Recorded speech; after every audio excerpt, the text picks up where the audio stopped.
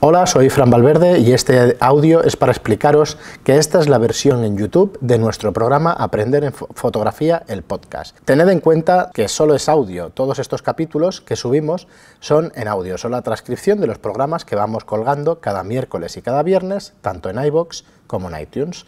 Si lo que quieres es aprender fotografía, tenemos varios cursos con lecciones de fotografía en vídeo donde aprenderás a utilizar tu cámara profesional mediante tutoriales de fotografía. Podéis suscribiros a nuestros cursos en nuestra web estudiolightroom.es/cursos. Si no tenéis claro si suscribiros o no, pues seguidnos en iVoox, en iTunes, buscando el programa Aprender Fotografía y aquí, por supuesto, en nuestro canal de YouTube. Muchas gracias por escucharnos y hasta el siguiente programa. Hola y bienvenidos al programa de Aprender Fotografía número 54. Hola, soy Fran Valverde de Estudio Lightroom y como siempre me acompaña Pere la Regula. Hola, ¿qué tal? Hola, empiezo como siempre recordándoos que Estudio Lightroom es un estudio con servicios de alquiler para el fotógrafo profesional y aficionado. Alquilamos el espacio igual que alquilamos el material de fotografía, tanto objetivos como cámaras, y que Pere es fotógrafo de moda y publicidad y formador con más de 140 talleres sí, y más de 1.800 probablemente alumnos, sí. 700, 800 por ahí. Pero es bueno, igual cuando los contemos veremos. Sí, es que los números que dimos eran también aproximados porque había más, pero al final se me despistan talleres. Esta coña hoy dedicada a Lolo, que vino a nuestro último taller el sábado, que le hace siempre mucha gracia, o sea que pues para ti dedicado. Y a Mauro le dedicamos la musiquilla. Eso le también, gusta. También. Muy bien, y nada, como siempre, pues hoy tenemos un programa de preguntas y respuestas y luego seguir con lo de la semana pasada, que nos quedamos con el cuidado del material, ¿no? Sí. Entonces, ¿Cómo evitar problemas? Cómo evitar problemas, sí, de nuestro material. Y nada, empezamos entonces con los comentarios de iVoox y comenzamos con Frankie, que nos dice: Pera, Fran, hola nuevamente. Ya nos había hecho alguna otra pregunta, o sea que nos dice hola nuevamente. Finalmente he conseguido ponerme al día con el podcast. Fantástico. Aquí mi pregunta. Resulta que edito mis fotos con un portátil, un MacBook Pro Retina, nos dice. Conectado a un monitor externo del 24 pulgadas y el brillo del portátil está al máximo. Como resultado previsible, nos dice él, al imprimir las fotos salen oscuras. ¿Cuál sería la configuración ideal para acercarme al estándar sin caer en costosos calibradores de monitor? Muchas gracias. Bueno, pues lo primero es que gracias a ti. Gracias a ti por el comentario y por seguir haciendo comentarios. A ver, dos cosas. Primero, nunca vas a llegar a lo mismo que tiene un monitor, porque el monitor tiene más rango dinámico que el papel, ¿vale? Claro. Por eso las ves más oscuras, porque tienen menos contraste en papel. El monitor tiene mucho contraste. Entonces tienes que hacer el Yo lo que tengo es más extremado. No hace falta. Tu monitor Dell que tienes, probablemente sea el 2440 o uno de estos, ya tiene menos contraste que el Retina. Al tener menos contrastes es el que se va a acercar más al papel. Yo lo tengo calibrado, por ejemplo, yo tengo también un Dell y lo tengo calibrado ese para que se acerque más, o sea, hay más, el brillo es como más bajo, ya lo verás. Además mi monitor es mate, tanto el del MacBook como el externo. Acercarte al rango no vas a poder porque el papel tiene 8 pasos, el blanco y el negro extra, o sea que no pasas de ahí. Y en una foto, pues igual estás trabajando desde Photoshop y ahí igual tienes 12 pasos de tu cámara más los que te metes a 16 bits si es un PSD. Ese es el tema. O sea, el tema es que de alguna forma seas consciente de esto. No sé cómo editas, pero si por ejemplo utilizas Lightroom puede hacer pruebas de impresión ajustando ese parámetro. Ostras, pues sí, tiene una opción de prueba, de vista de prueba. La vista de prueba sirve precisamente para esto, para ver cómo quedará en un soporte diferente, en un perfil de color diferente y en un soporte diferente. Vale. Sí, que son dos cosas distintas, ¿no? O sea, pruébalo ahí. Yo te recomendaría que lo probaras ahí si tienes Lightroom. Si no tienes Lightroom, el tema es el contraste, más que tu pantalla tenga mucho brillo. Y los Retina brillan mucho.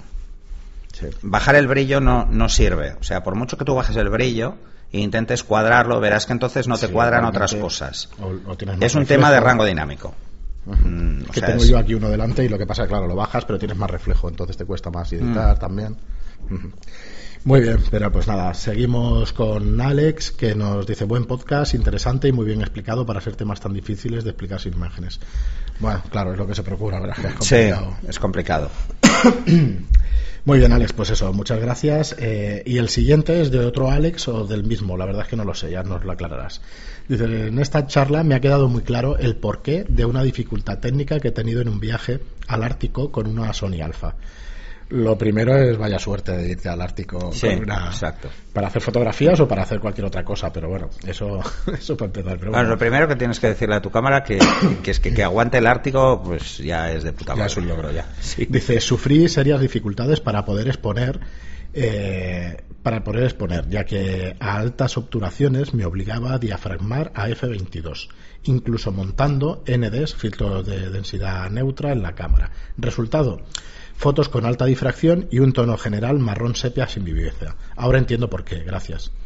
Sí, por eso en su día aparecieron las lentes difragmáticas, los DO de Canon, que precisamente lo que hacían era generar difracción inversa. O sea, no era una lente plana, sino que era una lente cerrada. Entonces lo que hacía es que la luz entrara en diferentes ángulos. Y se crearon solo para esto, o sea, para situaciones de luminosidad extrema. Y claro, en una 35 milímetros, si diafragmas mucho, el problema que tienes es la difracción. El ND, el ND es la solución rápida. Es la solución rápida. No sé qué ND llevabas. Si llevabas un ND4, seguramente ibas todavía muy justo. Deberías haber montado un 16 o un 8. Claro. O sea, 16 veces menos luz, 8 veces menos luz. Pasa igual, esto es una pregunta de mi cosecha que ahora estaba alucinándome un poco. ¿Pasa igual en las cámaras de medio formato y en objetivos más grandes? Bueno, en las de medio formato la difracción entra más tarde. O sea, la difracción es visible. O sea, en una cámara de 35 empieza a verse la difracción en f11. En f22 es extrema. O sea, el centro se ve bien, pero por los pelos. Y luego los extremos se ven mal, muy mal. En una de medio formato no. La difracción empieza en f22. Es que ahora por eso mucha gente en medio formato siempre dispara a f16, f22. Porque no tienes tantos problemas de difracción. Porque la apertura es proporcionalmente el doble de grande. Vale. Porque como el sensor es el doble de grande, claro. Un f22 es el doble de grande. Por eso la profundidad de campo tampoco cuadra en una de medio formato. Claro. Y en una de 35 milímetros. Y por eso tampoco nos cuadran las focales, porque la distancia focal tampoco es la misma. Claro. Aunque se enumeren igual. Yo es que ahora me he alucinado un poco y estaba pensando pues el viaje a la Luna. Al final se llevaron una Hassel que es de medio formato y debían tener unos problemas. Y luego hay una ventaja, que el obturador no está en el plano focal, como en una 35 milímetros. Está en el objetivo. Entonces, al haber también más distancia, bueno, puedes obturar más, o sea, obturan menos. Pero bueno, pues por ejemplo sincronizan a más altura en el flash, por ejemplo, ¿no? Sí, la fotografía en el Ártico, y en el Antártico igual, son bastante difíciles, pero es por el hielo. O sea, el hielo te complica muchísimo la vida. De hecho, si os vais cualquiera de vosotros que no podéis ir al Ártico y a mí me da mucha envidia, no lo vuelvas a decir, por favor. Si os vais, por ejemplo, un día de nieve y os vais a la montaña, os vais a una pista de esquí, en un día muy luminoso, veréis que os cuesta mucho, tenéis que cerrar mucho o obturar muy alto. Si obturáis muy alto, el problema es que el obturador no es tan fiable, porque la cortinilla se va haciendo elástico, ¿no? Y si diafragmáis mucho, lo que os pasará es esto. O sea, lo ideal, ya lo has hecho bien, lo ideal es tirar de ND todo lo que puedas. Si no tienes una lente DO, una lente difragmática, es lo que hay, no hay otra opción. Muy bien, pues nada, muchas gracias, Alex, por tu pregunta, pero más que pregunta, por exponernos tus resultados allí en el Ártico y eso. Y nada, seguimos con Luis Esteban Seral, que nos dice: hola de nuevo y nuevamente gracias por el programa. Me alegra muchos trayectos desde la casa a la oficina. En este podcast se me ha planteado una duda. Espera, perdona, antes. Sí. Además hay otro tema que tienes que tener en cuenta, lo digo por lo del Ártico, que es la temperatura de color. ¿Por qué? ¿Te cambia? Porque no tiene nada que ver con la de aquí. Ah, bueno, claro, sí.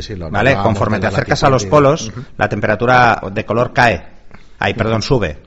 O sea, te vas a azul con mucha facilidad. Entonces tu cámara no lo va a identificar con facilidad porque hay mucho blanco y lo va a hacer mal. Lo tendrás que hacer tú a mano y probablemente estés trabajando en un día de sol que aquí estarías a 5000 kelvins, ahí tendrás que poner 6000. ¿vale? Sí, sí. Bueno, nada, es un apunte extra. Muy bien, pues nada. Perdonad, Nada. el inciso. Es que me he acordado ahora. No hay problema. Dice, en este podcast se me ha planteado una duda, y es que para el tema de flashes inalámbricos de Zapata, no encuentro información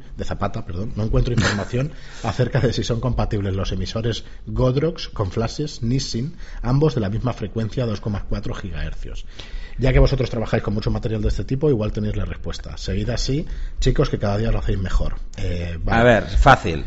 Te lo pongo muy fácil. Si quieres, no, la radio da igual. O sea, la frecuencia de radio que se utilice, eso es lo de... el 2,4 es un estándar. Más que nada que no te va a dar problemas. Pues es lo mismo que se usa en radio control. Sí. Son 2,4 GHz. La ventaja que tiene esa frecuencia es que puede llegar muy lejos. ¿Vale? Bueno, aparte de eso, la pregunta es directa. ¿Vas a usar los flashes en ETTL o los vas a usar en manual? Si los vas a usar en manual, te da igual. Puedes usar el dispositivo de radio que tú quieras mientras tenga sincro. Y precisamente el sincro es el PIU que hay en el centro y que es tanto para Canon como para Nikon, como para Sony, como para todas. Todas funcionan el mismo. Mientras ese esté, no hay ningún problema. Además hay un truco. Si tiene, por ejemplo, otros, imaginaros que os dejan un emisor de radio que está hecho para Canon.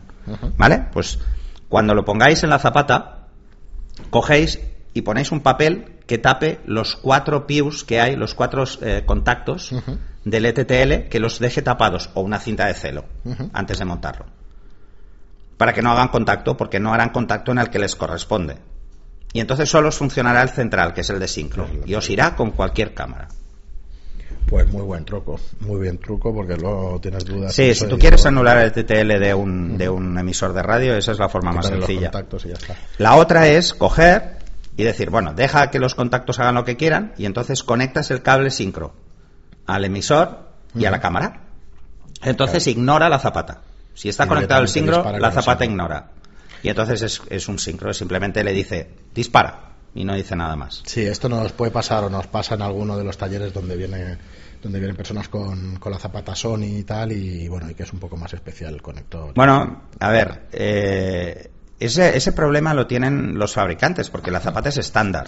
Es un estándar desde hace muchísimos años. No sé por qué hacen tamaños diferentes ahora. Para vender sus flashes. Para que no te compres un Nissin, que es más barato, y te compres el suyo, que es más caro. Sí.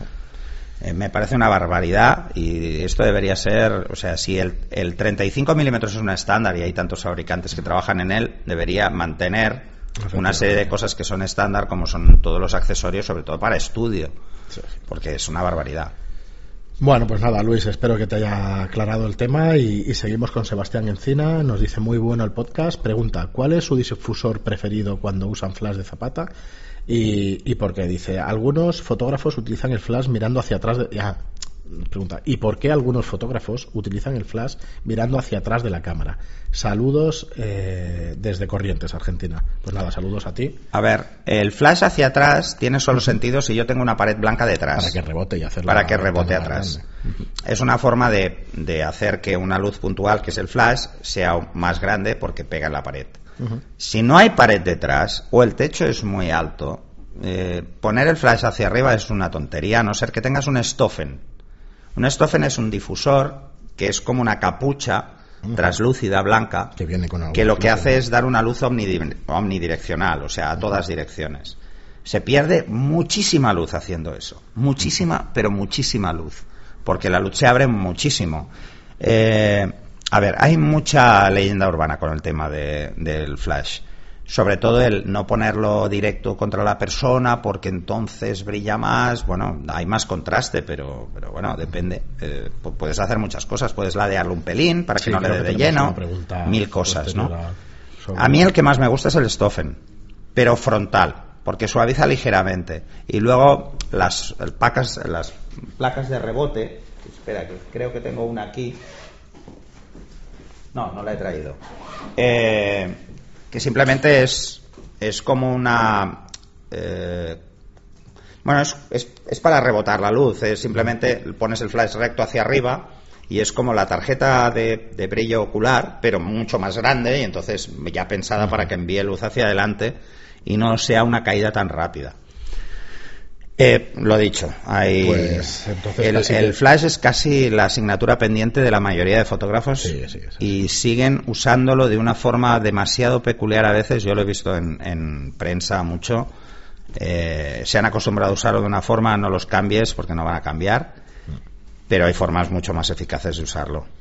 Sí, de hecho, bueno, la primera pregunta es ¿cuál es tu difusor preferido cuando usas flash? Pues eso.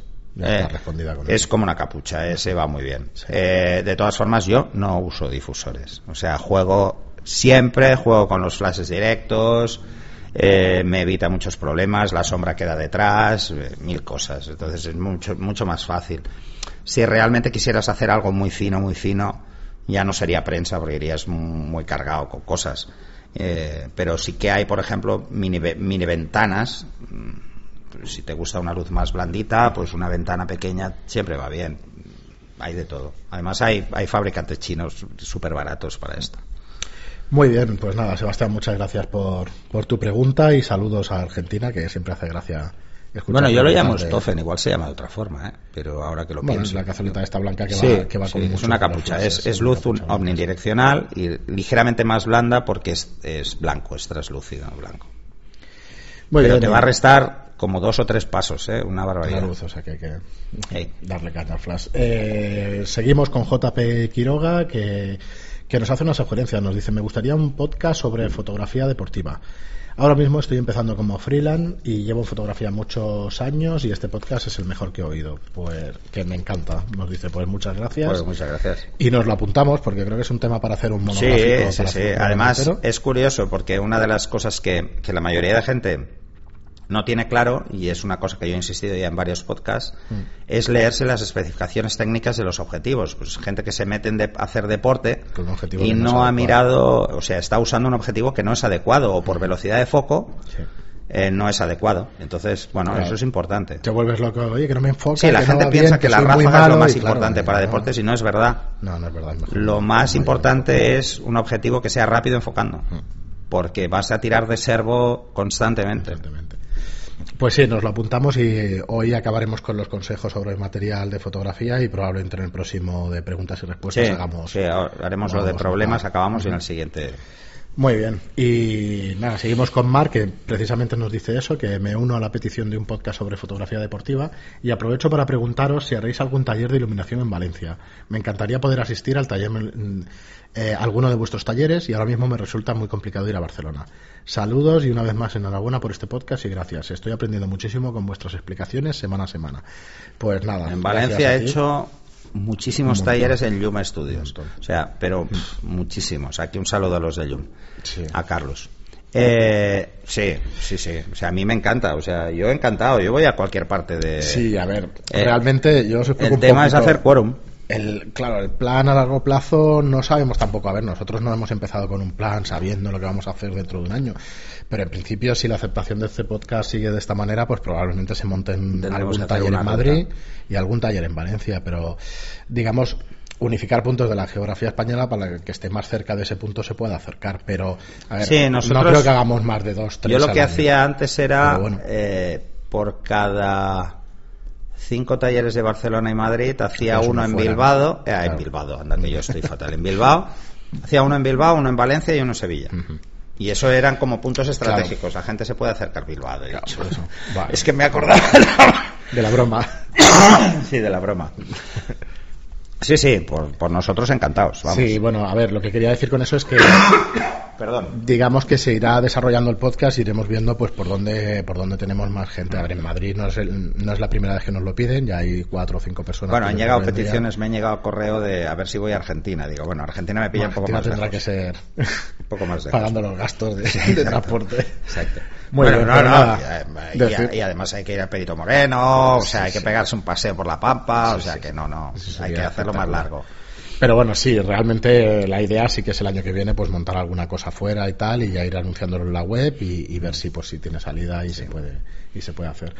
Pero nada, pues muchas gracias y sí, si te sumas a la petición de fotografía deportiva y no os preocupéis que haremos un especial y comentaremos varias cosas. Sí, además tenemos también pendiente el de pasarela, que también había peticiones, entonces tienen muchas similitudes, o sea que vamos a aprovechar. Pues sí. Y seguimos con Nicolás. Dice: hola, soy Nicolás. Hace unas semanas os pregunté por los objetivos Nikon 50 mm y al final me decidí por el 50-1.8. Es el barato, pero he descubierto un mundo nuevo de nitidez. Bueno. De nitidez y calidad en mis fotografías. Perdona, pero estoy encantado con él. Claro, efectivamente, si no habías probado... Si no habías disfrutado fijo, de una focal fija, está claro que es así. O sea, yo... Mira, ahora acabo de llegar de hacer una sesión a Vanessa Lorenzo, unas fotos para prensa, bueno, para una revista, y por ejemplo las he hecho todas con el 50-1.2. O sea, yo es que siempre voy con focales fijas. Pero ya no es un tema de nitidez, solo es un tema de comodidad. Al final, mucha gente se compra zooms por no moverse un paso adelante o un paso atrás, cuando realmente la diferencia en cuanto a resolución es espectacular, en cuanto a contraste es abrumadora, y como ya os he comentado en algún podcast, lo más importante en una fotografía es el nivel de contraste, que el contraste sea lo más natural posible. Si no tenéis un buen contraste en la foto, por mucha resolución que tenga el objetivo, mal. Entonces, una focal fija tiene un nivel de contraste muchísimo mejor que un zoom, tiene menos aberraciones delicadas, porque hay menos grupos de lentes. Claro. Son muchas ventajas. No hay color. Dices que has descubierto un mundo nuevo y no me extraña porque no. Y ahora el problema es el barato, hablamos de... Sí, el problema es que vas a entrar a los 200-300 euros. Vas a entrar en la línea, y una vez entras en la línea de las focales fijas, luego querrás el 85 de 2.000 euros. Sí, exacto. El siguiente paso es el 85. Bueno, en Nikon no sé si existe. No, el 1.2 no existe, pero es igual. Tienes uno que es un 100 macro, que es fantástico también, en Nikon, que ese para retrato también es muy bueno. Sí, es espectacular. O sea que... Muy bien, y nos dice, os quiero preguntar hoy por una duda que tengo sobre los flash. Tengo un flash MED modelo 45 CL3, el cual compré en el 92. Hacía años que no lo utilizaba, pero ahora me he comprado unos disparadores chinos que los hace disparar y quiero utilizar este flash, que es una maravilla y funciona como el primer día. Sí, yo también lo tengo ese. ¿Ese? Sí. Bueno, debía ser el 45. Un top ventas en su día. Sí, además solo tenía un problema, pero bueno, luego Mira, explico. Dice, lo que no sé si con el paso del tiempo la temperatura de color de la luz de flash ha sufrido alguna fluctuación. Recuerdo que las cabezas de estos flash se ponían amarillas. Yo pensaba que era así, pero he observado que la mía se ha puesto de ese color con el paso del tiempo y los disparos. Dice, bueno, la pregunta es si esto afecta a la temperatura de color del flash, teniendo en cuenta que utilizo otros dos flashes. Ahí viene. Sí.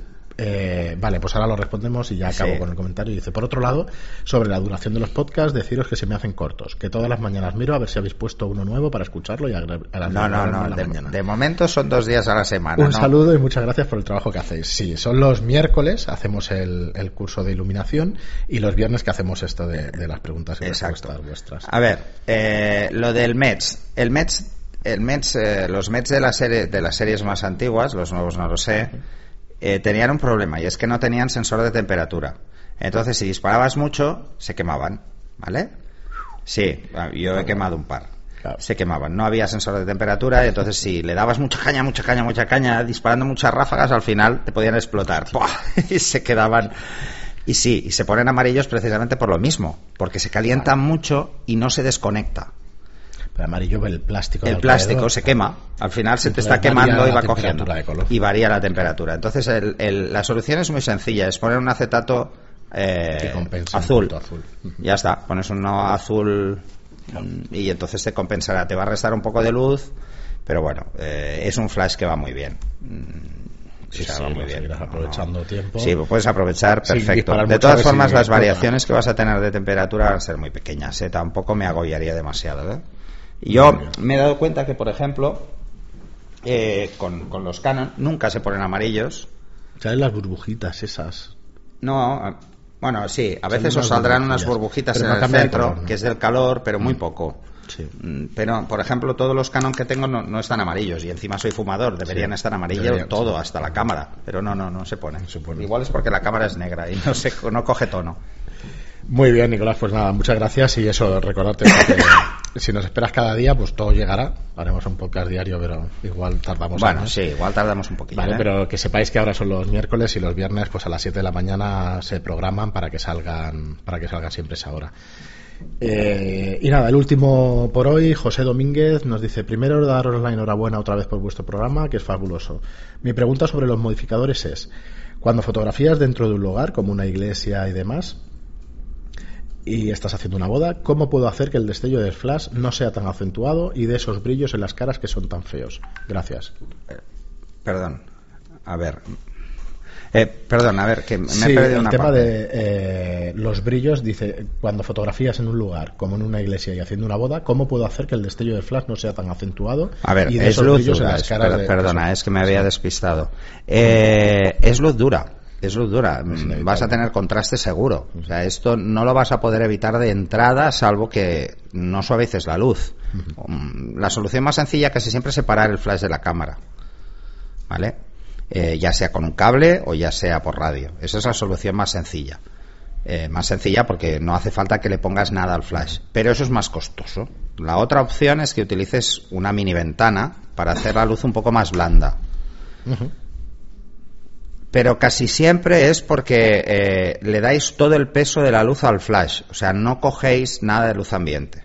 Quieres decir que se ha de utilizar un poquito más como relleno. Sí, a mucha gente le da mucho miedo, por ejemplo, disparar a diafragmas muy abiertos. Entonces se van a diafragmas 5.6, F8, entonces es el flash el que hace todo el trabajo. Al hacer todo el trabajo no estáis cogiendo nada de luz ambiente, y al no haber luz ambiente, el contraste es solo de esa luz, de la luz de flash. Y encima da frontal. Pensar que el reflejo se ve porque, y esto es física, apunte de física, la luz se refleja en el mismo ángulo en el que incide sobre una superficie plana. O sea, en la frente, por ejemplo, si la luz le da de lleno, como la tenemos montada en la cámara, el reflejo lo veo. Claro, la manera si yo retiro el flash un poco, ya no veo el reflejo. Si lo retiro hacia la derecha o hacia la izquierda, ya no veré el reflejo. Lo veré más pequeño. Se irá haciendo pequeño. La otra opción, que es lo que yo te recomiendo, es que no dispares el ISO, o sea, no subas un ISO mucho, pero sí que bajes la obturación, porque el flash te va a ayudar a congelar esa escena porque no hay tanta luz ambiente y no verás tanto el reflejo. Disparar a tanta velocidad. O sea, ajustar mucho más. Y casi siempre lo vemos más contrastado por eso, porque dejamos que el flash lo haga él solo todo. Lo ponemos en TTL y que vaya a su bola. Hay que jugar un poco con la ley inversa y saber cuánto cae la luz, cuánto entra de fuera. Yo, como es muy fácil decirlo porque yo no hago bodas, a lo mejor... Esto lo veremos en el taller. Sí, yo, iba a decir dos apuntes. Primero, que a lo mejor es la cosa tan tonta como decir, me llevo a un amigo a una iglesia y practico con él hasta que me salga. Esto para empezar. No, porque cada iglesia es diferente. Pues entonces, mala solución. Es práctica. Es tener clara cuánta luz ambiente tienes de entrada. Yo lo que te diría es, mide la escena como si fueses a hacer la foto sin flash. Te vas con un amigo o una amiga a varias iglesias. Sí, es igual. Y si no, bueno, el cura que se pasea por allí, pues le haces. Bueno, igual se enfada, hay que ir un poco con cuidado.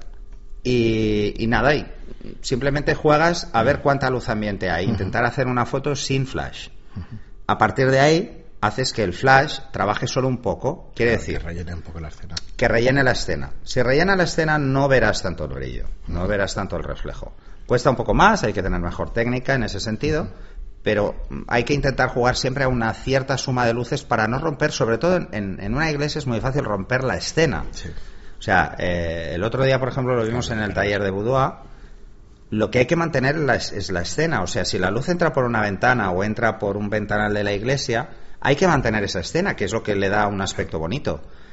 Si tú usas mucho el flash, insistes mucho en que el flash tome todo el peso de la iluminación, lo que te va a pasar es lo contrario.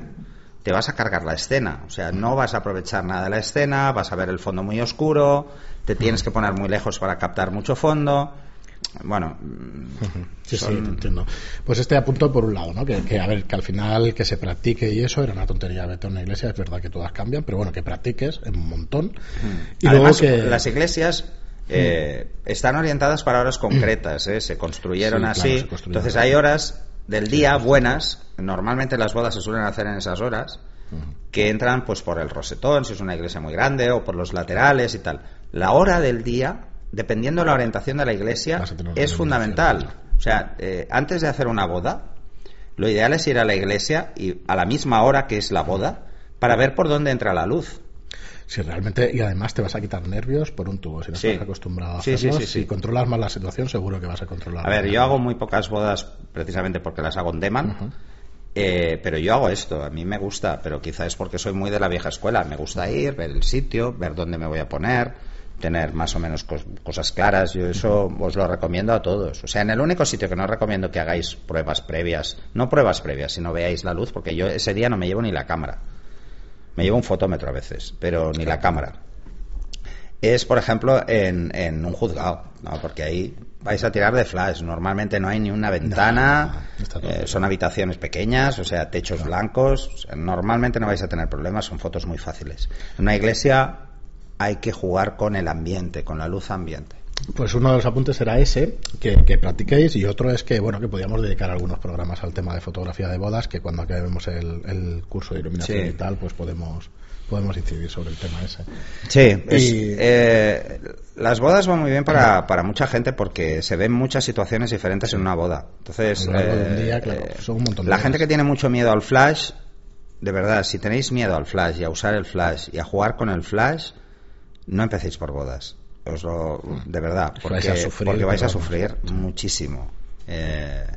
Y además, no solo por eso, como si no le tenéis práctica y empezáis a trabajar con ETTL, vais a gastar pilas a un ritmo desmesurado. O sea, vais a tener que llevar juegos de pilas por un tubo. Para que os hagáis una idea, yo en toda una boda no cambio las pilas. Sí, ejemplo, igual hago 2000 fotos. ¿Vale? Sí. O sea, es así. Es un tema de práctica, y al final es como todo.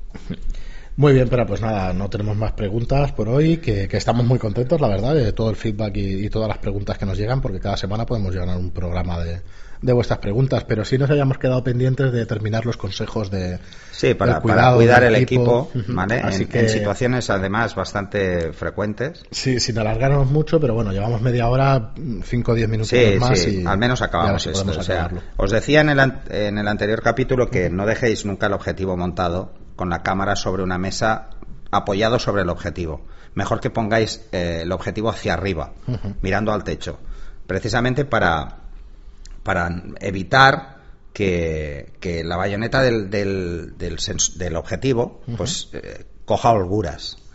Estas holguras acaban provocando errores de fallo de contacto. En Canon es muy conocido el error 99. Si la vais a transportar el equipo y lo vais a llevar con una bolsa de estas de hombro, o una mochila, es igual, pero luego al final siempre acabamos dejando la bolsa en el suelo, ¿vale?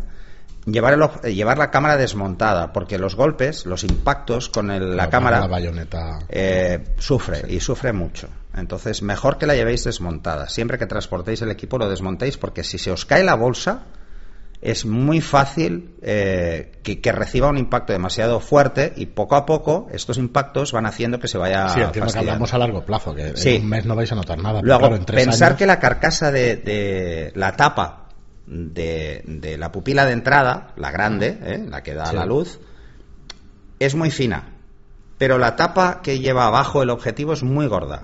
Así que cuando guardáis los objetivos en la bolsa, ponerlos a la parte gorda, o sea, que proteja más. Además, si tenéis dudas a la hora de si puede recibir un impacto y tal, coger y poner debajo, yo lo que pongo es trapos. Debajo de la bolsa, aparte que está acolchada, pues si pones un trapo, pues aguanta mucho más un posible impacto. Sobre todo si se os cae la bolsa, que es una cosa bastante fácil, A mí se me ha caído alguna vez, porque llevas cosas en las manos, se resbala y mil cosas de estas, ¿vale? Decía que si vais con la cámara por la calle, no la llevéis colgada nunca del cuello, por lo mismo, porque va haciendo vaivén. Eso queda muy bien para los turistas, pero va haciendo vaivén, sobre todo con objetivos medios, y ese vaivén no es nada bueno también para la bayoneta del objetivo. Luego, una cosa muy tonta. Antes de montar y desmontar un equipo, o sea, un objetivo, apagar la cámara. Porque al montarlo y desmontarlo, sobre todo depende de cómo sean las monturas. Las monturas EF de Canon, por ejemplo, veréis que hacen como una cuña.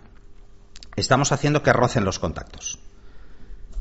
Si no apagáis la cámara y, por ejemplo, el objetivo tiene un IS, un estabilizador, le estáis cortando la corriente de golpe. Y si, por ejemplo, acababais de hacer foto, el IS no se desconecta inmediatamente, tarda unos segundos en desconectar. Si le cortamos la corriente, hay un electroimán dentro y se queda en el aire. Entonces, con el tiempo, podéis cargaros el IS con mucha facilidad. Hay mucha gente que se queja de que algunos objetivos, por ejemplo, se rompen en las palas del diafragma, ¿vale? Que se les bloquean. Normalmente son objetivos con IS y zoom. Y uno de los motivos es este. Que están sufriendo a la hora de... Pensar que cuando disparamos, el diafragma se cierra, es electromecánico, electromagnético, se cierra para poner la apertura que hemos seleccionado. Bueno, pues mientras estáis enfocando y estáis jugando con eso, todas esas piezas reciben tensión, reciben corriente para mantenerse abiertos o cerrados. Igual que el IS. Si le cortamos la corriente de golpe, es como en un disco duro hacer un park, ¿sabes? Aparcar el disco, aparcar los cabezales, pues es lo mismo. Si le cortamos la corriente de golpe, pues eso cae. Y cae a peso. Entonces podéis tener problemas, porque pensar que ahí dentro no hay un condensador que lo aguante. Simplemente mientras tenga tensión funciona y luego no. O sea, es así. ¿Qué más? No limpiéis nunca la parte interior de la lente con un paño seco. Nunca jamás. Lo ideal es la pera, soplar, porque ahí no debería entrar polvo. Y si entra polvo es porque cuando desmontáis el objetivo y lo montáis, lo primero que tenéis que hacer es montar el objetivo en la cámara y luego la tapa y la contratapa, juntarlas, cerrarlas entre ellas. O sea, lo que hay en el objetivo y lo que hay en la cámara, juntarlo para evitar que entre polvo ahí, porque luego si hay polvo, cuando lo volvéis a montar, volvéis a cerrar, ese polvo cae en la lente. Así que eso es otro consejillo. Luego, asegurarnos de que siempre están limpios y secos los contactos que hay en el objetivo y en la cámara. O sea, ahí ni se os ocurra pasar el dedo. Sí, esto creo que lo dijimos, pero claro. ¿Vale? No paséis el dedo ni en el objetivo ni en la cámara. El tema de porque la grasa, ¿no? La grasa de los dedos puede hacer que eso se corroa un poco y empiece a fallar. Si, por ejemplo, los contactos planos que hay en el objetivo veis que empiezan a estar muy sucios, eso es porque precisamente hay grasa y entonces se puede empezar a romper. Si veis que están muy sucios, cogéis una goma blanca de borrar y le dais con mucho cuidado para quitar pues esas pequeñas motas que se van haciendo. La pasáis por ahí y lo quitáis. No uséis cosas húmedas. No es nada bueno porque puede oxidar. Y entonces no uséis nada húmedo. Tendréis que secarlo muy bien. Un paño fino y una goma de borrar. Eso es lo mejor que se puede hacer. ¿Qué más? A ver, y ya acabaremos. Vale. Cuando tengáis un objetivo autofocus, que son todos, sobre todo los que no tienen, los que no desactivan el anillo de enfoque, que son todos los estándar. Los de serie profesional, el anillo de enfoque queda libre cuando está la F. O sea, por mucho que lo gires, no pasa nada. Pero hay otros objetivos, sobre todo los más baratos, que cuando enfoca, ese anillo se mueve. No lo bloqueéis porque os podéis cargar el motor. Claro. O sea, hay que intentar nunca coger el objetivo por el anillo de enfoque cuando estáis en AF. Porque si frenáis el motor, a la larga os lo podréis cargar. O sea, esto pasa mucho con los objetivos EFS. El pisapapeles, por ejemplo, ese es uno de los que...